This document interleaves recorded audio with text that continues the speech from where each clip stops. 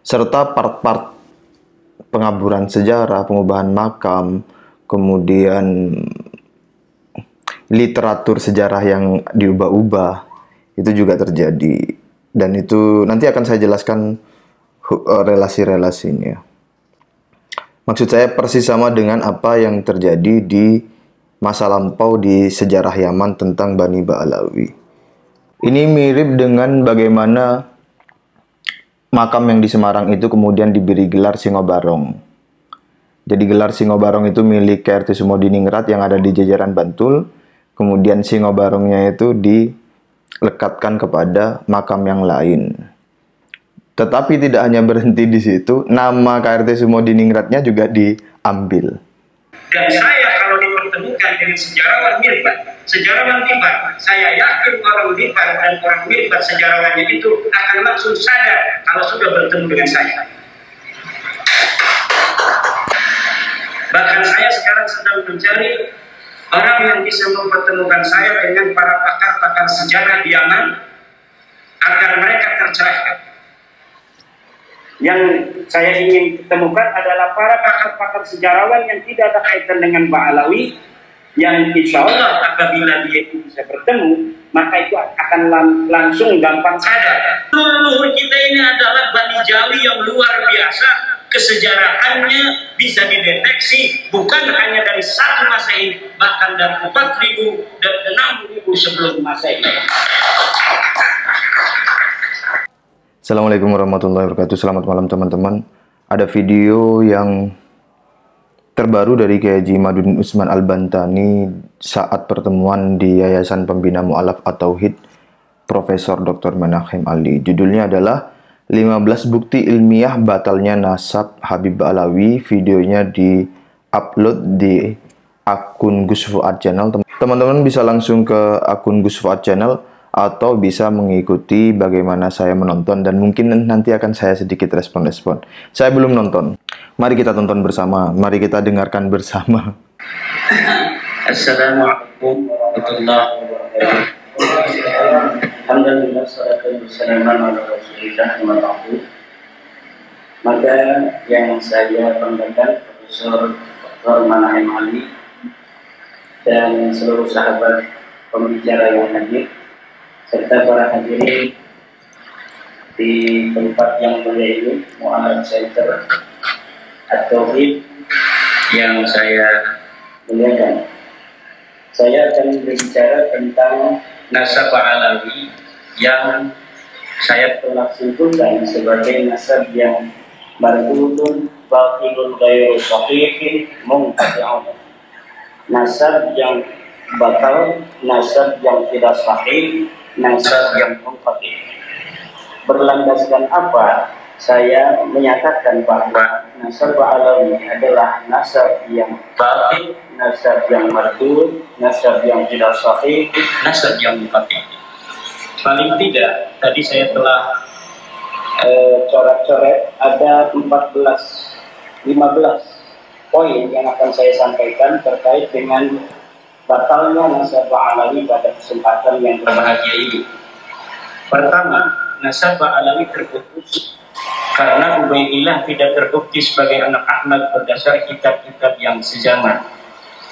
Tidak ada kitab-kitab yang sejaman yang menyatakan bahwa Ubaidillah ini adalah sebagai anak daripada Ahmad bin Isa.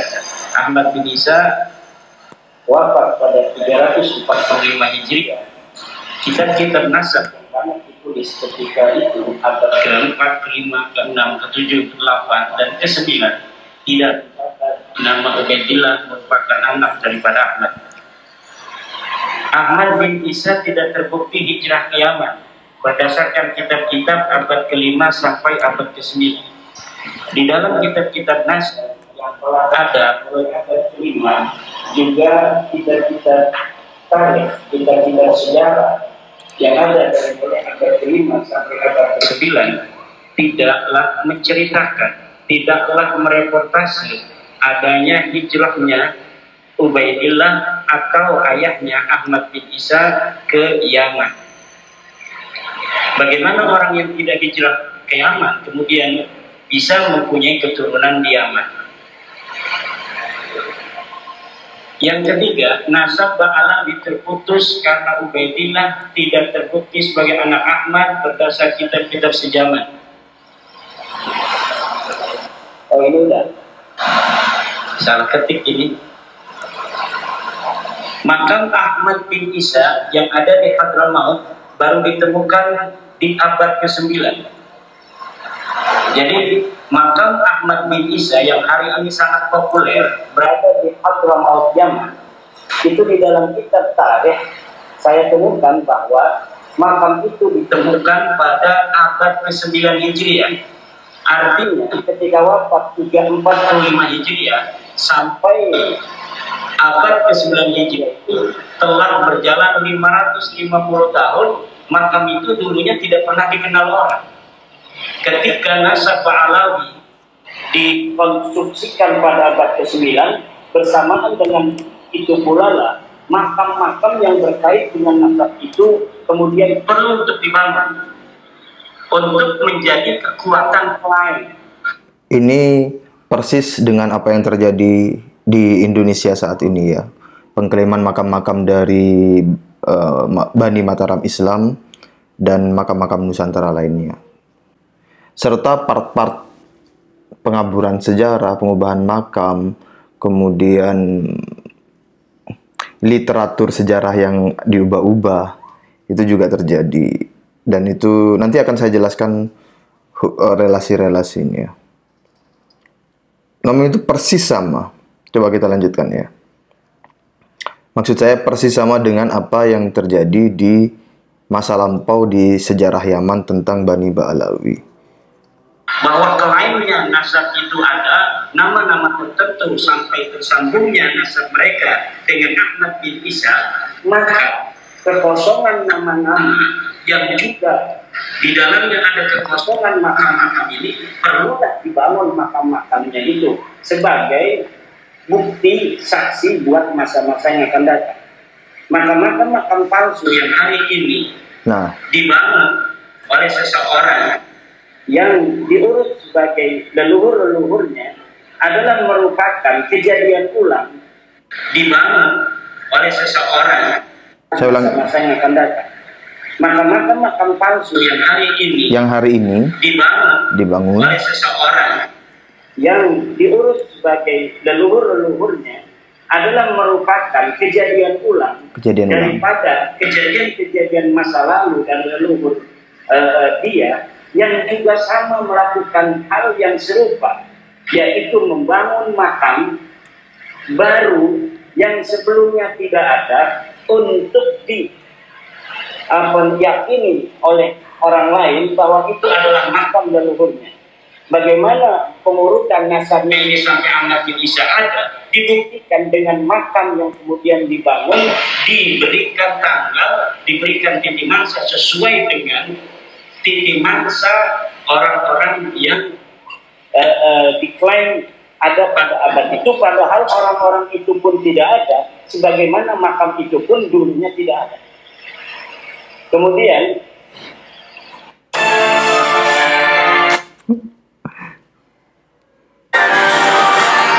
iklan dulu. Jaga kondisi. Batu nisan Muhammad Sahib Mirbat yang ada di Mirbat telah terbukti dibuat pada abad ke-9 atau 10 Hijriah. Sebagaimana kita ketahui dari pemaparan tulisan saya bahwa dari nama-nama Ba'alawi ke atas bukan hanya Ubaidillah yang tidak ada, tapi Muhammad, Ubaidillah punya anak namanya Ali, Ali punya anak namanya Muhammad, Muhammad punya anak namanya Ali, Ali punya anak namanya Ali, Ali punya anak namanya Muhammad, Sahib Mirbat. Ini semuanya adalah orang yang tidak terreportase oleh sejarah apapun, baik di dalam kitab nasab maupun dalam kitab sejarah. Bagaimana orang yang tidak dicatat dalam kitab nasab, kemudian pada abad 9 dibangun namanya, dicantumkan dalam kitab nasab yang hanya ditulis oleh keluarga mereka, dan kemudian dibangun kesejarahannya pada kitab-kitab sejarah yang juga ditulis oleh mereka. Ada kitab-kitab yang hari ini cetakannya ada, ditulis oleh orang lain. Tapi apabila diteliti, lihat pentahkiknya, itu pentahkiknya adalah kalangan mereka. Dan saya meyakini setiap kitab sejarah yang ditahkik oleh kalangan Ba'alawi, maka pentahkikannya itu tidak jujur.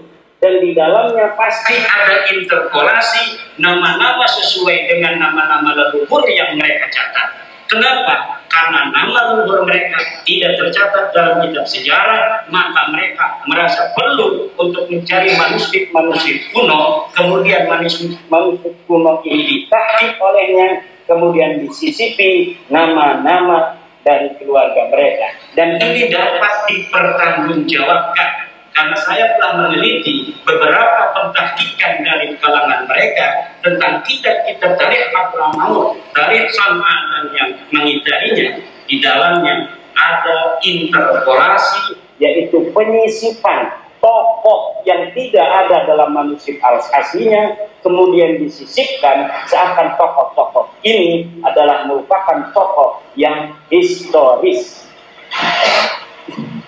Kemudian Muhammad bin Ali diberi gelar Syahid Mirbat pada abad 9 tidak terbukti sebagai bergelar Syahid Mirbat. Menurut Ibnu Katsir abad ke-7, yang bergelar Syahid Mirbat adalah Muhammad al-Manjawi, raja di Mirbat. Ada seorang raja yang dicatat oleh Ibnu Katsir, sejarawan masa itu, yang bernama Muhammad al-Manjawi. Muhammad al-Manjawi ini diberi gelar oleh Ibnu Khaldun, oleh Ibnu Katsir sebagai Syahid Mirbat. Itu pada abad ke-7. Kemudian Ali As-Sakran pada abad ke-9 menulis sejarah leluhurnya kalangan Ba'alawi ini, menyematkan nama untuk salah satu nama yang dibarukan itu, yaitu Muhammad bin Ali, disebagaikan atau dialiaskan sebagai Muhammad Syahid Mirbat. Tadinya tidak ada gelar Muhammad Syahid Mirbat untuk leluhur mereka. Ini mirip dengan bagaimana makam yang di Semarang itu kemudian diberi gelar Singobarong. Jadi gelar Singobarong itu milik KRT Sumodiningrat yang ada di jajaran Bantul. Kemudian Singobarongnya itu dilekatkan kepada makam yang lain. Tetapi tidak hanya berhenti di situ, nama KRT Sumodiningratnya juga diambil. Kita lanjutkan ya. Tetapi karena ada pencatatan dari mereka bahwa Muhammad bin Ali ini pernah ke Mirbat, maka diberi gelarlah leluhurnya ini yang bernama Muhammad bin Ali dengan Muhammad Syahid Mirbat. Saya telah membaca kitab-kitab yang berkaitan dengan sejarah Mirbat dan sejarah Habibah, serta ulama-ulama yang hidup pada sejaman dengan Muhammad bin Ali dalam tanda kutip Syahid Mirbat ini, sama sekali tidak ada yang mencatat di samping kanan dan kirinya seorang ulama bernama Muhammad bin Ali yang digelari kemudian pada abad 9 dengan Syahid Mirbat dari kalangan Ba'alawi. Orang ini bukan hanya tidak bergelar Syahid Mirbat, tetapi juga kehistorisannya sangat dipertanyakan. Bahkan saya berani mengatakan itu adalah fiktif. Orang ini fiktif, tidak ada di FIFA, tidak ada di Hadramaut, bahkan mungkin tidak ada di dunia aja. Seorang yang bernama Muhammad bin Ali. Lalu bagaimana mereka punya leluhur? Ya jelas mereka punya leluhur. Lalu leluhurnya siapa? Ya saya tidak tahu. Apakah namanya Muhammad bin Ali? Ya bisa jadi. Tapi yang jelas bukan Muhammad bin Ali yang hari ini mereka punya leluhur. Ya jelas mereka punya leluhur. Lalu leluhurnya siapa? Ya saya tidak tahu. Apakah namanya Muhammad bin Ali? Ya bisa jadi. Tapi yang jelas bukan Muhammad bin Ali yang hari ini kita kenal kesejarahnya sedemikian itu. Lalu bagaimana kok bisa begitu banyak kitab-kitab yang mencatat kesejarahnya hari ini? Bisa ratusan kitab tentang Syahid Mirbat. Bahkan orang Mirbat sendiri hari ini, sejarawan Mirbat, lihat apabila mereka menceritakan tentang Syahid Mirbat, mereka belum sadar kalau mereka mencatat nama seorang yang tidak ada pada zamannya. Hebatnya ini Muhammad Syahid Mirbat. Dan saya kalau dipertemukan dengan sejarawan Mirbat, sejarawan Tibat, saya yakin orang Tibat dan orang Mirbat sejarawannya itu akan langsung sadar kalau sudah bertemu dengan saya. Apabila saya berikan algoritma dari sosok Syahid Mirbat, ini sejarawan Tibat, sejarawan Mirbat, sejarawan Hadramaut akan langsung sadar bahwa ada masalah dalam kesejarahan, terutama kesejarahan nasab daripada sadat-sadat mereka ini, terutama yang berkaitan dengan klaim glorifikasi dari keluarga Pak Ali dalam ilmu pengetahuan, dalam tasawuf, dan dalam peran-peran kesejarahannya di masa itu yang berkaitan dengan politik, sosial, dan sebagainya. Bahkan saya sekarang sedang mencari orang yang bisa mempertemukan saya dengan para pakar-pakar sejarah di Yaman agar mereka tercerahkan. Yang saya ingin temukan adalah para pakar-pakar sejarawan yang tidak ada kaitan dengan Pak Alawi, yang insya Allah apabila dia itu bisa bertemu, maka itu akan langsung gampang sadar daripada orang-orang yang mempunyai subjektivitas dengan kalangan Pak Alawi. Dan saya meyakini apabila algoritma ini sedikit dibuka, sadar mereka dengan itu, maka sejarah Yaman hari ini yang terbentuk begitu kokoh akan rungkat. Bukan hanya sejarah nasab Alawi, tapi sejarah Yaman, sejarah Mirbat yang hari ini ada rungkat semua.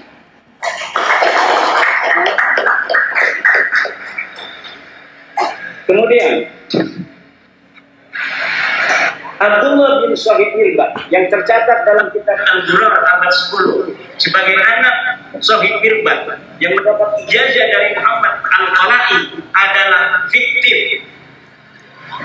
Saya telah menelusuri kisah-kisah seseorang yang bernama Abdullah yang disebut sebagai anak Muhammad Syahid Mirbat, yang disebut mendapatkan ijazah dari seorang ulama besar yang tercatat dalam kitab apapun, bukan hanya dalam kitab sejarah, tapi dalam kitab fikih, dalam kitab-kitab yang lainnya, yang bernama Muhammad bin Ali Al-Qala'i.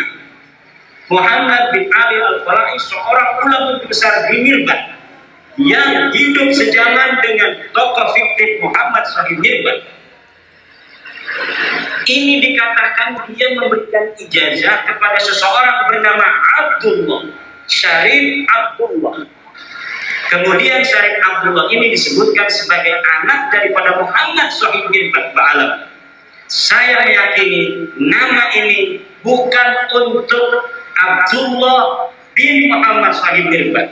Adapun dikatakan bahwa Abdullah ini bin Muhammad Syahid Mirbat adalah pencaplokan sebuah manuskrip tentang ijazah yang tidak diketahui dia bin siapa, kemudian dialiaskan sebagai anak Muhammad Syahid Mirbat. Untuk apa? Agar kesejarahan leluhur mereka tercatat dalam bukti-bukti manuskrip yang dapat ditelusuri. Yang dapat ditelusuri nama Abdullah karena dia mendapatkan ijazah. Tetapi Abdullah ini tidak diketahui siapa ini Abdullah. Dikatakan bahwa Abdullah ini adalah anak Muhammad Syahid Mirbat. Muhammad Syahid Mirbat di mana? Mr. DIY. Iklan. Tidak ada Muhammad Syahid Mirbat yang bernama Muhammad bin Ali Ba'alawi. Muhammad bin Ali Ba'alawi atau disebut juga Muhammad bin Ali Al-Fasal. Saya dapat menyatakan dengan tegas bahwa orang ini fiktif.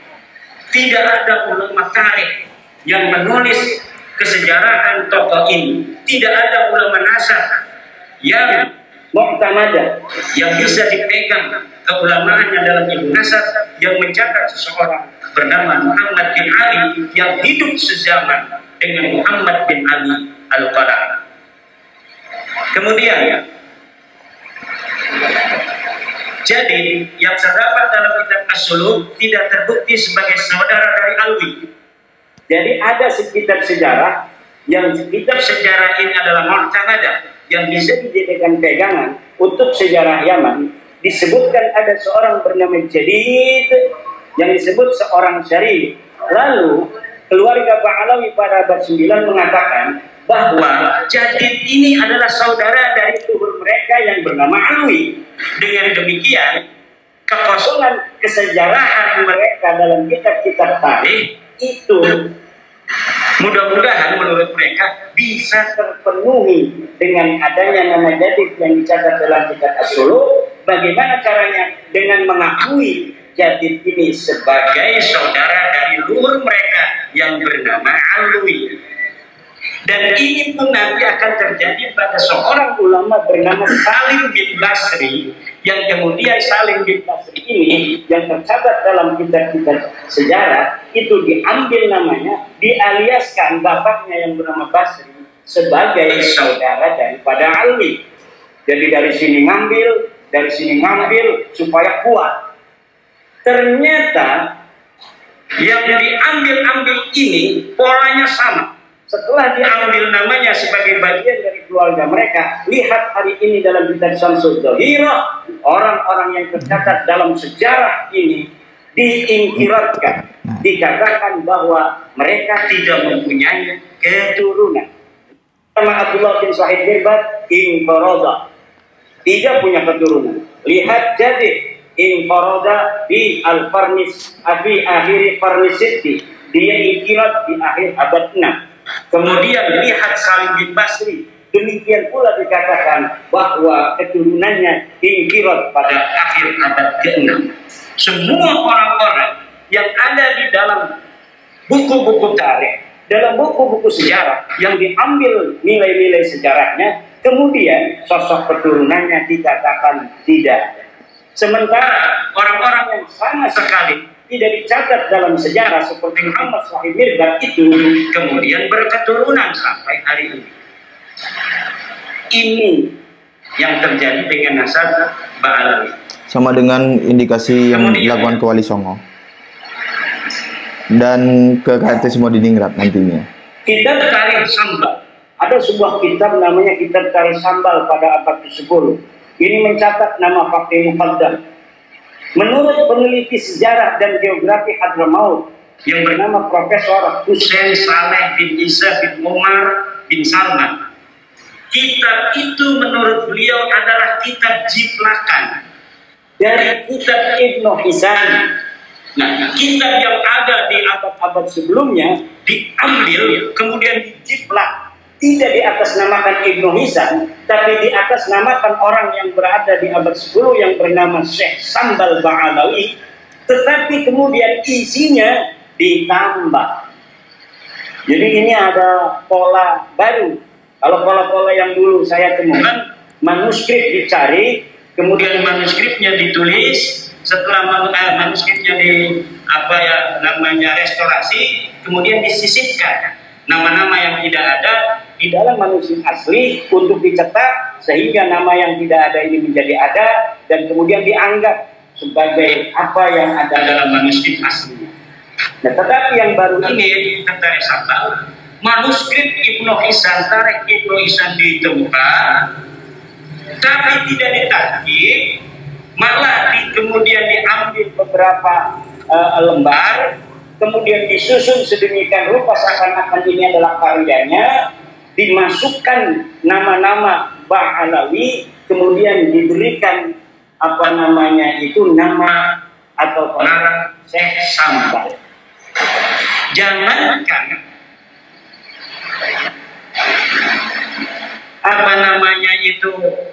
kitab ini ada pada masanya, tokoh Syekh Sambalnya aja ada yang melakukan, dia betul-betul pernah ada. Jadi yang disebut Syekh Sambal dari keturunan Ahmad bin Isa ini, para tokoh sejarawan di Yaman itu ada yang tidak percaya kalau Syekh Sambal ini pernah ada pada abad 10. Lalu dari mana pentahqiq Abdullah Muhammad Al-Habsyi bisa menyatakan itu? Wallahu a'lam bishawab. Yang bertanggung jawab adalah Abdullah Muhammad Al-Habsyi. Dia menyatakan dia menemukan manuskrip atas nama Syekh Sambal. Kemudian dia mencetaknya. Ternyata setelah diteliti oleh pakar sejarah, ini kitab bukan milik Syekh Sambal, tapi sebagian diambil dari kitab Ibnu Hisan, kemudian ditaruh nama Syekh Sambal yang disebutkan sebagai keturunan dari Ba'alawi. Jadi ini sangat luar biasa sekali. Polanya pola beda lagi. Pola baru, modus baru. Kemudian kitab Al-Baha fi Tarikh Hadramaut karya Abdurrahman bin Ali bin Hisan abad ke-9. Nah ini yang diciplak ini kitab ini. Kitab yang tadi saya sebutkan, Tarikh Sari Sambal itu adalah ciplakan dari Ibnu Hisan. Ibnu Hisan ini menulis sebuah kitab namanya Al-Baha fi Tarikh Hadramaut. Pengarangnya namanya Abdurrahman bin Ali bin Hisan. Wafat 818 Hijriah. Masih bingung buat website WordPress? Pilih Hostinger dan kamu bisa bikin WordPress dengan cepat. Kitab ini pun ditahqiq oleh orang yang sama, yaitu Abdullah Muhammad Al-Habsyi, dan di dalamnya disisipkan nama-nama ba'ala. Kalau tidak percaya, silakan. Siapa yang mau mencari manuskrip aslinya daripada Al-Baha fi Tarikh Hadramaut itu, yang di dalamnya, di dalam versi cetak hari ini kita dapatkan nama-nama Ba'alawi. Saya berani bertaruh bahwa di dalam manuskrip aslinya tidak ada nama-nama Ba'alawi yang tercari. Jadi tidak perlu sibuk-sibuk saya untuk mencari manuskrip, karena saya telah meyakini. Bagaimana meyakininya? Oh, itu hanya husnudon atau suudon, karena polanya sudah ketahuan. Kalau 1, 3, 5, selanjutnya itu adalah 7 dan 9. Kalau kita katakan 1, 3, 5, selanjutnya itu adalah 7, 9, dan 11. Kalau kita katakan 2, 4, 6, maka selanjutnya adalah 8, 10, 12. Tidak perlu kita menghitung-hitung dengan kalkulator. Kita akan tahu bahwa setelah 1, 3, 5 adalah 7 dan 9. Kita punya ilmu, punya otak yang diberikan Allah. Ngapain kita susah-susah? Kalau pola algoritma itu sudah kita tebak. Kalau tidak percaya, silahkan buktikan. Jangan kita disuruh cari manuskrip. Yang tidak percaya bahwa yang saya katakan dia bohong, harus nyari manuskripnya. Usulnya kenapa Kiai Imam cari manuskrip Ali bin Thohir itu? Saya punya kitabnya Al-Majdi, bahwa di dalam Al-Majdi itu bukan bin Al-Hasan, tapi Minal Hasan.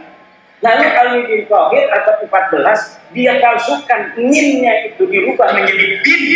Akhirnya salah, beda pengertian. Kata Gusuna, Ali bin Thohir berdasarkan manuskrip yang dia lihat. Mana manuskripnya? Dia tidak bilang dari manuskrip mana. Sementara Al-Majdi ketika mengatakan itu adalah Minal Hasan, itu berdasarkan manuskrip, dan manuskripnya disebutkan dalam mukaddimah. Ini manuskrip ditemukan di Anu, dipegang Anu, ditulis tanggal sekian, tahun sekian. Uqudul Almas itu ditulis abad ke-14 tanpa manuskrip. Katanya mengaku melihat manuskrip, tanpa menyebutkan manuskripnya ada di mana, ditulis oleh siapa dan tahun berapa. Sementara Uqudul Almas ini, Al-Masdi, ketika salinannya itu dicetak menjadi sebuah kitab, menyebutkan bahwa salinannya ditulis pada abad ke-12. Salinannya sekarang ada di perpustakaan Anu, ditulis oleh Mang Anu. Lalu sesuatu yang berdasarkan alamat yang jelas melawan sesuatu di abad 14 yang tidak punya alamat sama sekali, mana yang menang dan mana yang harus dipertanggungjawabkan. Ini yang terjadi. Kemudian ya, kitab Al-Imam Al-Muhajir, ada sebuah kitab namanya Al-Imam Al-Muhajir, ditulis oleh Muhammad Yashihab, ini ada di Indonesia, dan Abdullah bin Noh, ini seorang ulama di Bogor, ditulis tanpa referensi sejarah. Kitab ini menerangkan tentang tokoh yang bernama Al-Imam Ahmad Al-Muhajir. Semuanya lengkap. Ini binnya Anu, belajarnya di Anu, pergi ke anu dan sebagainya. Tetapi tanpa referensi kita pada masanya, bahkan sampai abad ke-9 tidak bisa disebutkan satupun kitab apa yang menjadi referensinya. Lalu referensinya apa? Ya referensi unggulan Ba'alawi, yaitu Al-Burqatul Musyiqah dan Al-Jauharus Syafaa. Hanya itu saja mentoknya. Dengan satu lagi kitab Al-Quran di abad ke-10. Sini saya kasih tahu, apa aplikasi pinjaman digital yang paling bagus? Aplikasi ini sudah berizin OJK. Kitab Al-Quran, nah ini yang tadi saya sebutkan, Ba'alawi abad 10, yang menjadi salah satu buku referensi utama nasabah alami, hanya mempunyai referensi dari abad ke-9, yaitu kitab Al-Burqah dan kitab Al-Jauharus Syafaa. Jadi abad 10 sudah nambah tuh. Tadinya abad 9 hanya ada Al-Burqah dan Al-Jauharus Syafaa. Abad 10 nambah satu namanya Al-Quran. Nanti ada lagi kitab karangan Abu Bakar Al-Idrus, ada 4. Nanti tunggu lagi. Nanti abad 11 makin banyak. Abad 12 makin banyak. Sehari ini ratusan kitab menyatakan nasabah alawi dan sejarahnya. Tetapi semuanya akan mentok dan habis pada abad ke-9. Referensinya tidak akan bisa ngancong ke abad ke-8, abad ke-7, abad ke-6, abad ke-5, dan abad ke-4. Karena memang semuanya is nothing. Orang ini tidak pernah ada.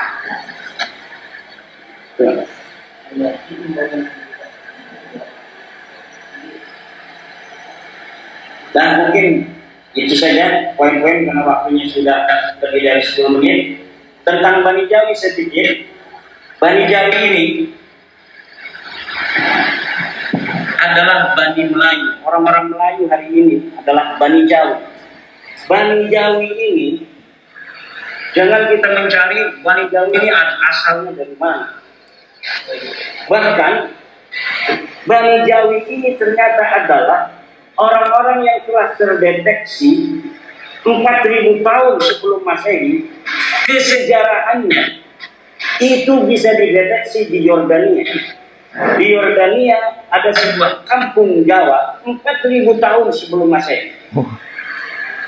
Kemudian di Mesir itu ditemukan kapur barus. Ketika Fir'aun itu berapa tahun? 6.000 tahun membangun piramid-piramid itu ditemukan bekas-bekas kapur barus yang asli dari Jawa, dari Melayu. Banyak sisa-sisa yang bisa ditemukan di dunia. Di Jepang misalnya itu ditemukan keris Jawa di masa purba. Berarti sebelum Indonesia hari ini merasa sebagai bangsa Buddha, bangsa yang pada bangsa asing, pada endoro-endoro, dulu leluhur kita ini adalah Bani Jawi yang luar biasa. Kesejarahannya bisa dideteksi bukan hanya dari 1 Masehi, bahkan dari 4.000 dan 6.000 sebelum Masehi. Ini nanti mungkin akan dikembangkan oleh Profesor Dr. Manahem Ali. Wallahu a'lam bishawab. Wassalamualaikum warahmatullahi wabarakatuh. Luar biasa sekali Kiai Mat, detail dan sangat mendalam. Dan kalau ini benar, maka ini akan mengguncang sejarah dunia, khususnya Yaman. Dan Kiai Mat sendiri sudah menyatakan beliau sedang mencari orang yang bisa menghubungkan beliau dengan para sejarawan Yaman yang tidak berhubungan dengan Bani Ba'alawi. Silakan bagi para budak-budak imigran Yaman mencarikan jalur tersebut untuk pembuktian-pembuktian berikutnya. Atau teman-teman yang lain juga boleh. Saya tambahkan juga pola-pola pemutusan nasab, ingkirot, kalau nggak salah istilahnya, ingkirot.